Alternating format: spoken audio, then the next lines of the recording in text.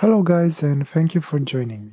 My name is Eugen, and today I wanted to share with you my experience using the Jinhao 95 fountain pen.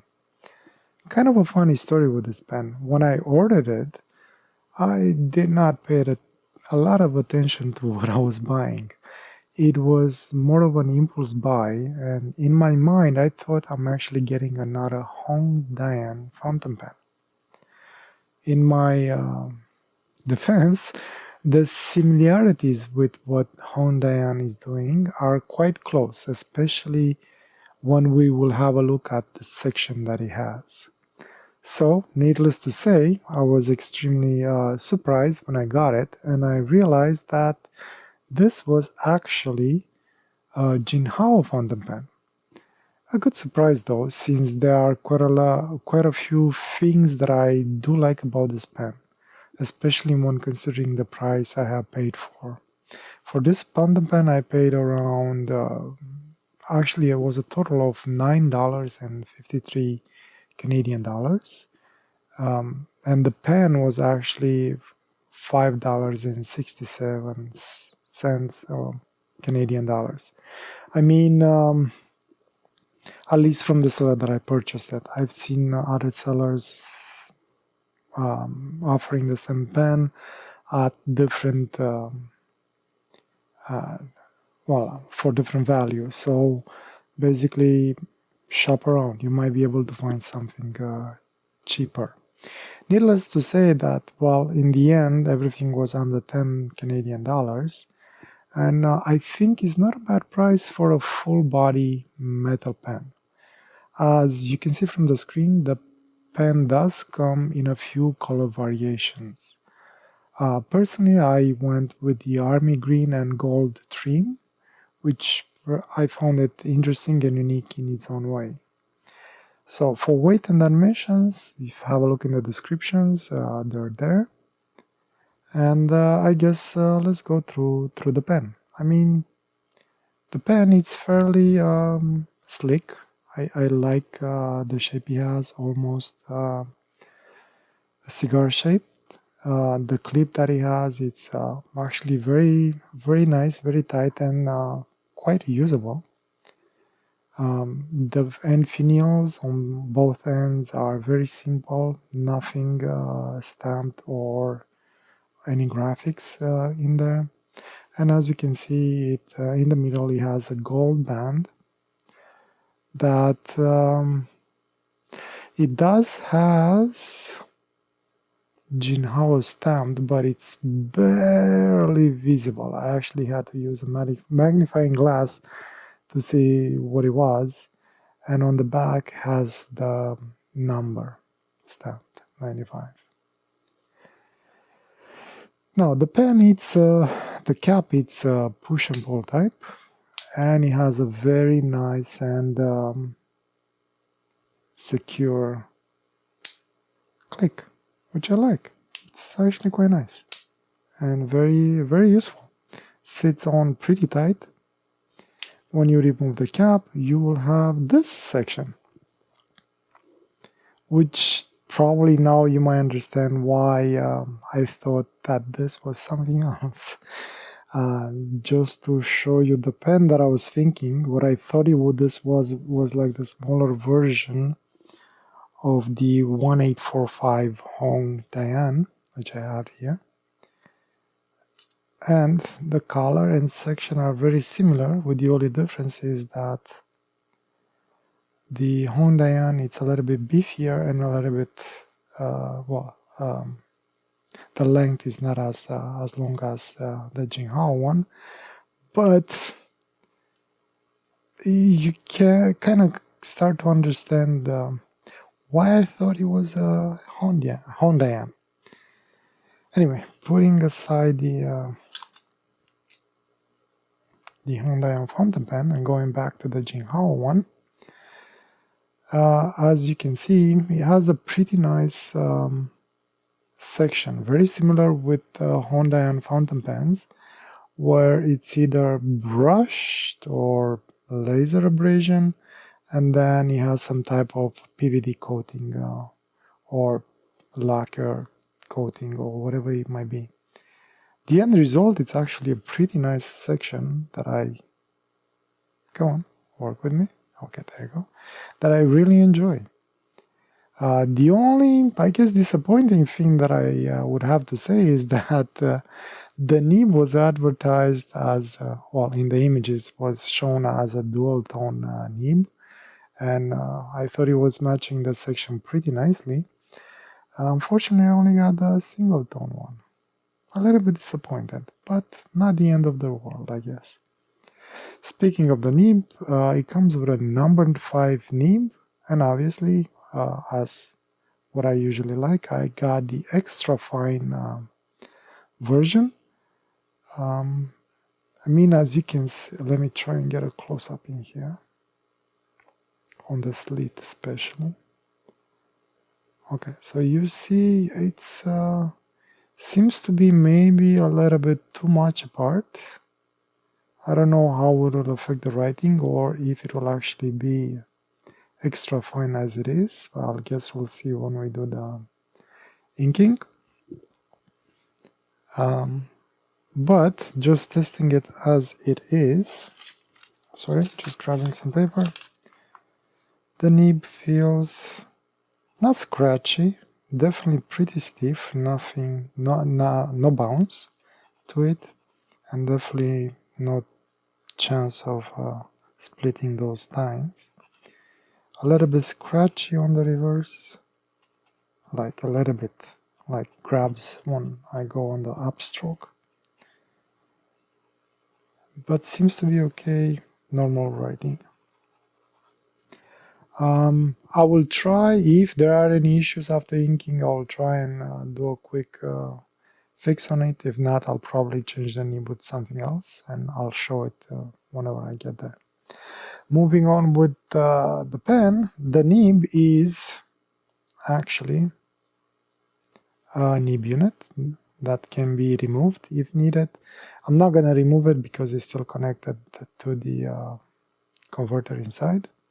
But as usual, what I would recommend is adding some silicone grease on the ends of the pen, just to help it out a little bit.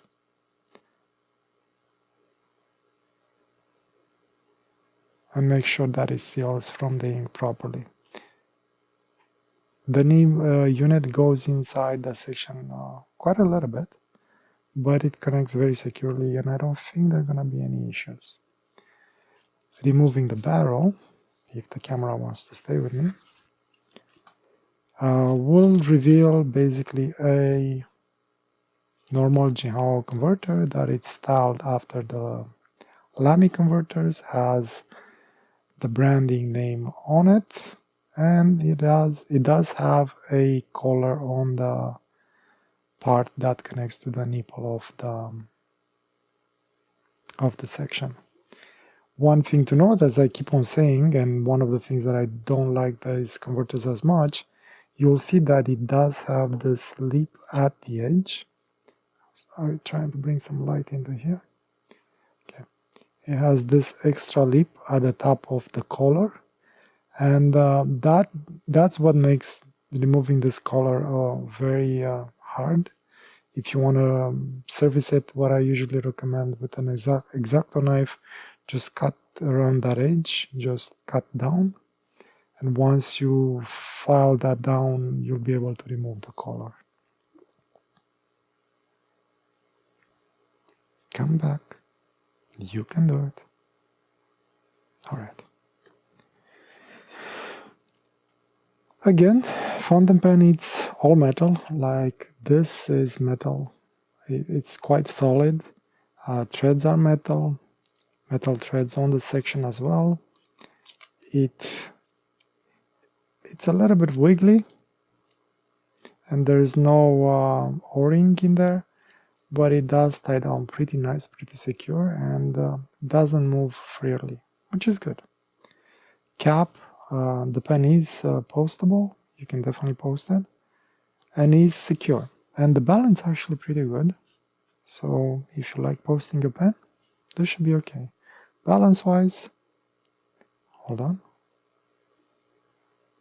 It's pretty much in the middle of the pen with the cap on. Without the cap, it's a little bit nib heavy, which on writing might be actually pleasant. Let's try and ink it up, see what's gonna happen. Today, since I did try so far the Parker Quick ink, I also want to try the Waterman Intense Black. And as usual, we'll basically fill up the pen twice. First time to prime the feed, and second time to actually get a proper feel on that converter. I know sometimes people like to put 2 drops back in. What I usually like to do is gentle, very gentle, just wipe that feed on the edge of the ink bottle, and that usually takes care of that extra ink that you might not want. It seems like you're getting a very nice feel, at least with this converter that I have. Just I only see 1 air bubble in there, and that's it. Not bad. I like it. Grab my little notebook in here, and let's see.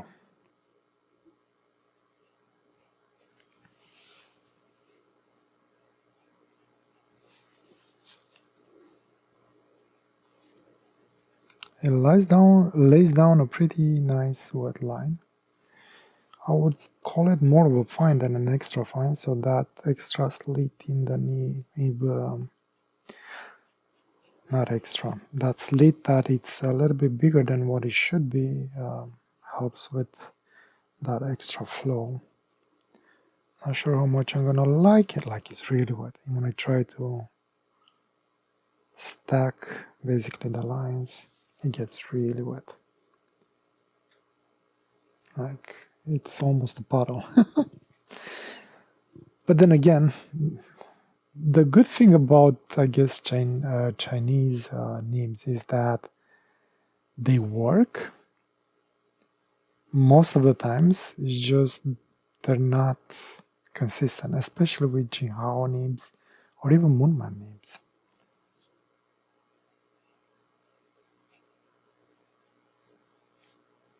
Yeah, this is really wet.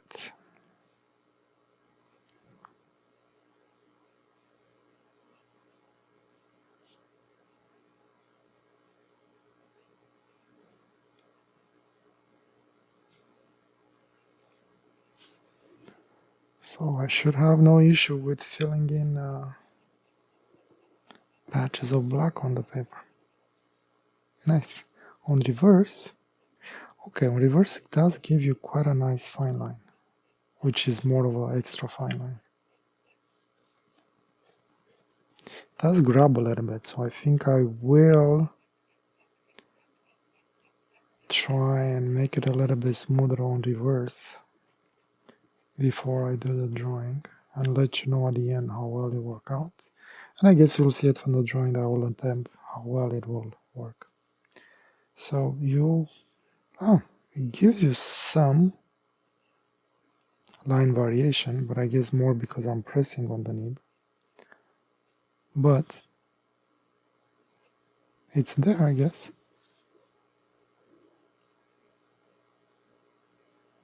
Yeah, this now kind of it's more of a fine, maybe towards medium because it's so wet.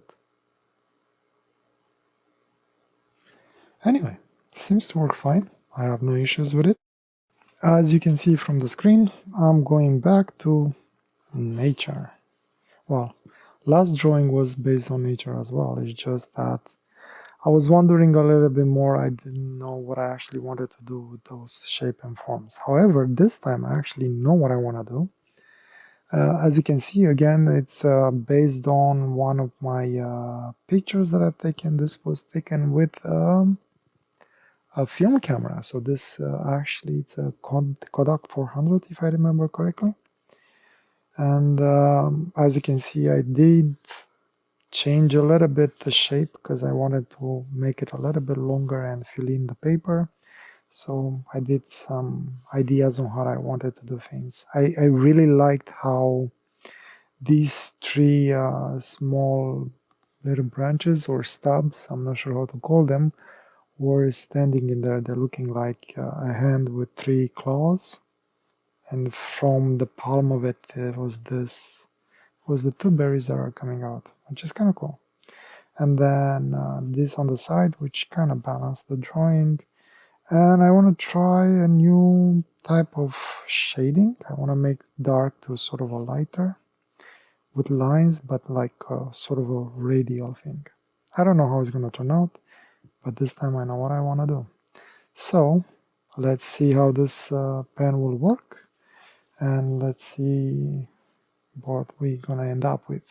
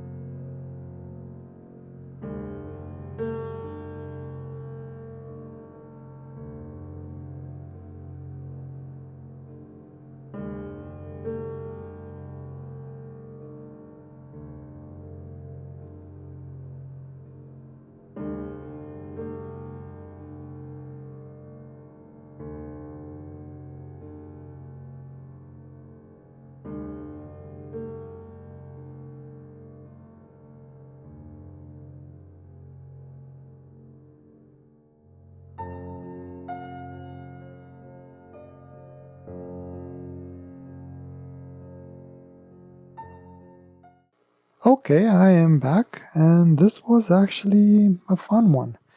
Uh, as usual, whatever I planned didn't turn out to be the same, but I actually enjoyed this one quite a lot. Um, I even ran out of ink. I had to fill it up a little bit more. So the idea is that this nib was a little bit way too wet for what I was expecting it to be. So I mean, to the point where even when I was trying to do a very fine line and put them next to each other, even on reverse, it was still like puddling the ink, and it's like I couldn't get really fine lines very tight. It's really wet. In hindsight, maybe I should have replaced it while I was drawing it, but then I would have not ended up with this. I mean, I know it's not perfect, but I mean, I tried to do the fine lines, it didn't work out, and then I kind of just went loose. And I even tried to do the just literally put the nib flat on the paper and just build this kind of border, and I actually like it. And the ink, it's this Waterman Intense Black. Not really intense black. It has shades of blue and brownish, and it's not the same. Depending on the amount of ink you're putting down, you get different colors, and has a little bit of sheen to it, especially here. It's kind of cool. I'll definitely gonna come back to this ink. I love it. That is like it's like rusty and grayish tones, bluish. I love it. Anyway, so going back to the pen, focused. Okay, good. I had no issues with it. I actually enjoy working with it, and I was pleasantly surprised by that nib. So you might not get the nib that you want, but at least try it out. It might surprise you, like it did me. The pen was actually nice to handle. I really had no issue. The amount of ink that I put on the paper, I actually ended up running out of ink, and I added a little bit more.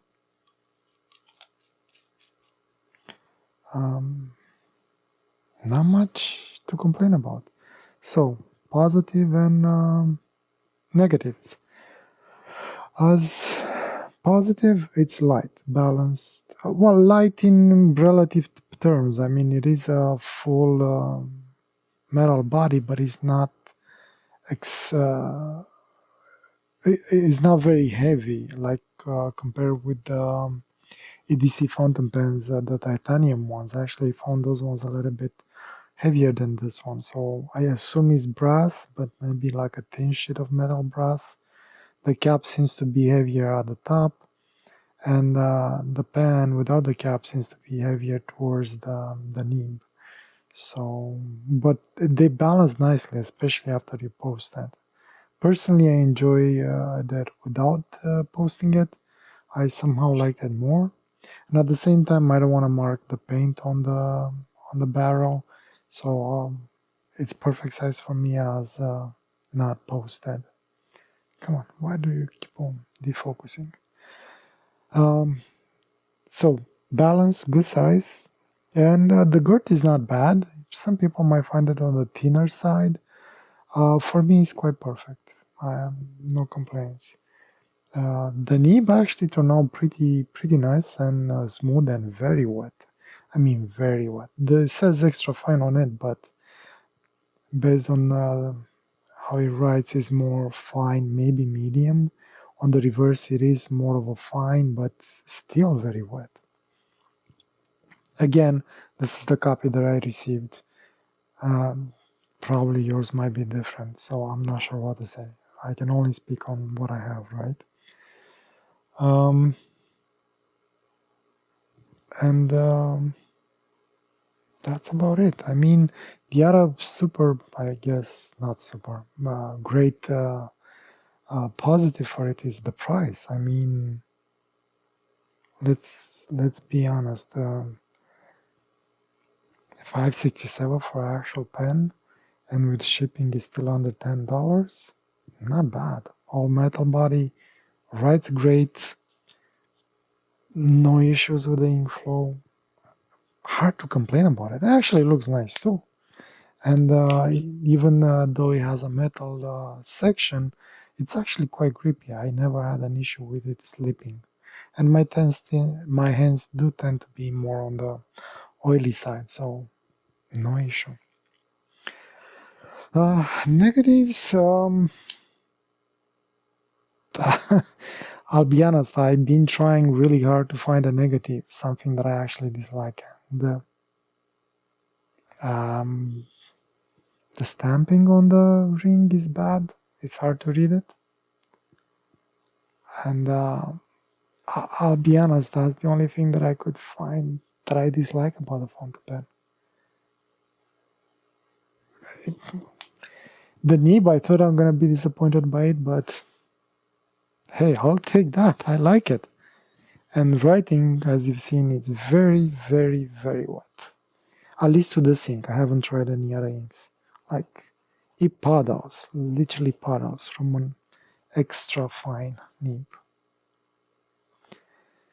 Anyway, that's about it. Nothing else to say about the pen. If you have any questions, do let me in the comments below. And yeah, I guess I'll see you next time. Thanks a lot for joining me, and have a wonderful night or day, whatever you are. Take care. Bye.